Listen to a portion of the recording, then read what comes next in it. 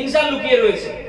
সেই মানুষটাকে আমি আপনাদের সাথে যে পরিচয় করিয়ে দিই, এবং আগামী ভবিষ্যতে যখন কোনো বড় সুযোগ আসবে, যখন বড় প্ল্যাটফর্ম আসবে, তখন এই যে 1 ঘর লোক দেখছেন, তখন বড় স্টেডিয়ামে হাজার হাজার দর্শকের সামনে কিন্তু আমি কথা দিচ্ছি এর পরিচিতি আরো একবার আমি করিয়ে দেব। আজকে সংক্ষেপে যেহেতু লোক সংক্ষেপ, এই ছেলেটা যখন জার্নি স্টার্টিং করেছিল, আমি ছোট থেকে যখন আমার জ্ঞান হয়েছে তখন থেকে আমি প্রসেনকে চিনি। আমাদের একই পাড়ায় বাড়ি, হার্ডলি 1.5-2 কিলোমিটারের ডিস্টেন্স হবে ওর বাড়ি থেকে আমার বাড়ি।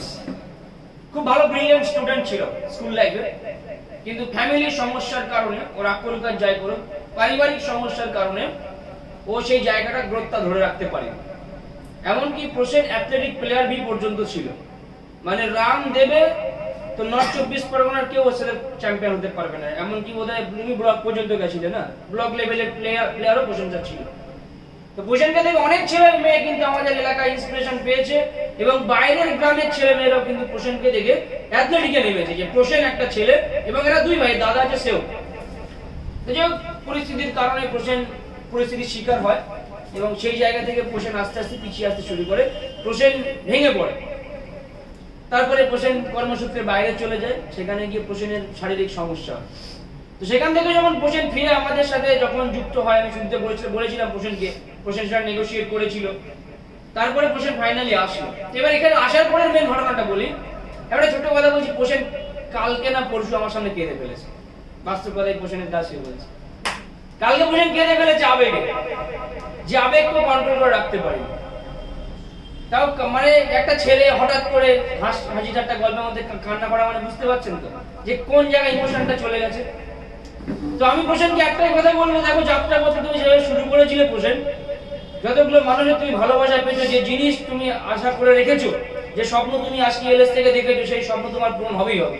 সেই স্বপ্ন বাস্তবায়নের রাত থেকে কেউ তোমাকে মানে এড়াতে পারবে না, তুমি সাকসেস পাবেই পাবে। আজকে কোথায় না কোথায় টিম নেই, পুরুলিয়া, মেদিনীপুর, পশ্চিম মেদিনীপুর, পূর্ব মেদিনীপুর, কোন না কোন জায়গায় টিম নেই।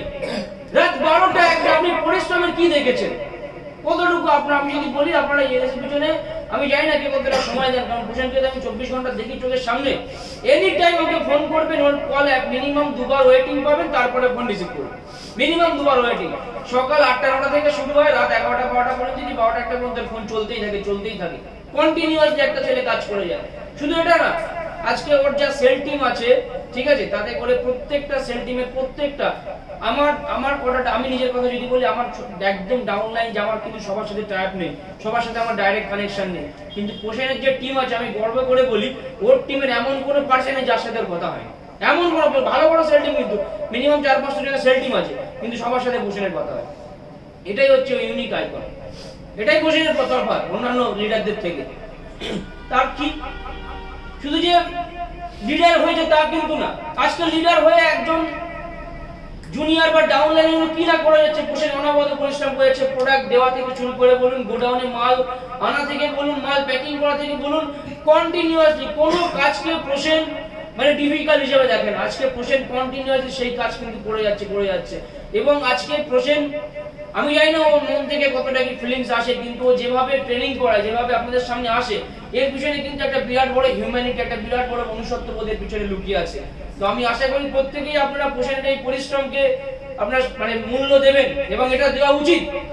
অ্যাজ আ লিডার আমি জানি না কতটা আপনাদের মনে আমার জায়গা রয়েছে, কিন্তু আমার মনে হয় আমার থেকে বড় জায়গা প্রসেনের থাকা উচিত। কারণ আজকে প্রসেন ছিল বলে এই সেল টিম আজকে টিকে আছে। আমার প্রসেন যদি না থাকতো এই সেল টিম আমি এত সহজে ধরে রাখতে পারতাম না। তো প্রসেনের জন্য কি চাই, কারণ আজকে প্রসেন এমন কোন টিম মেম্বারের, আমার টিম বলে না, আজকে অন্যান্য টিম লিডারের, অন্যান্য টিমের মেম্বারদেরকে প্রসেন মোটিভেট করে। অন্যান্য টিম মেম্বারদের যদি কাজে কোনো সমস্যা হয় সেখানে প্রসেনের রূপ দেখা যায়। কারণ কি প্রসেন এমনই একটা ছেলে, এমনই একটা ইনসান, ইএলএস এর হর এক আদমির সাথে প্রসেনের পেছন আছে, যেটা বাকি সবার কিন্তু নেই। কিন্তু প্রসেন সেই জায়গায় কিন্তু ডিরেক্টলি পৌঁছে যায় এবং তার সাথে তার মতো করে মিশে যায়। এটাই সব থেকে প্রসেনের গুডউইল। তো আমি প্রসেনের জন্য একবার আরেকবার জোরে হাততালি চেয়ে নেবো, এবং আমি প্রত্যেকের কাছে একটাই জিনিস আশা করবো, আপনারা প্রত্যেকের জন্য শুভকামনা করুন, অনেক গুড বিশেষ প্রসেনের জন্য রাখুন, যাতে করে প্রসেনের আগামী দিনের পথ চলা অনেক অনেক সুন্দর এবং সুদূর প্রসারী হয়। আর তাছাড়া আমাদের প্রসেন স্যারের তো জানেন এখন ঘরে নতুন সদস্য এসেছে, তো তার জন্য প্রসেন স্যার এখন খুব এক্সাইটেড। কিন্তু সব থেকে বড় কথা, একটা সদ্যজাত বাচ্চা, তাকে প্রসেন যতটা ভালোবাসে বা মানে নিশ্চয়ই ছেলেও তো সেই পরিমাণে ভালোবাসা থাকবেই, কিন্তু একটা জিনিস আমি দেখি আজও পর্যন্ত প্রসেন যে হারে স্ট্রাগল করে যাচ্ছে, এই স্ট্রাগল কিন্তু একদিন সাকসেস পাবেই পাবে, এই স্ট্রাগলের ফল একদিনও পাবেই পাবে। তো প্রত্যেককে বলবো, যদি লিডার হতে হয় তো ভাই প্রসেন স্যারের মতো হও, যদি লিডার হতে হয় প্রসেন স্যারের মতো হও। এমন একজন মানুষ তো মাঠে মানুষ, কোনো কাজকে ছোট করে দেখে না, কোনো কাজকে পারবো না বা হবে না বলে প্রসেন স্যারের কাছে কোনো কথা নেই। তো thank you so much Prasen sir, আমাদের গুড উইশ সবসময় তোমার সাথে আছে, আগামীতে অনেক সুন্দর হোক তোমার পথ চলা। Thank you so much, thank you.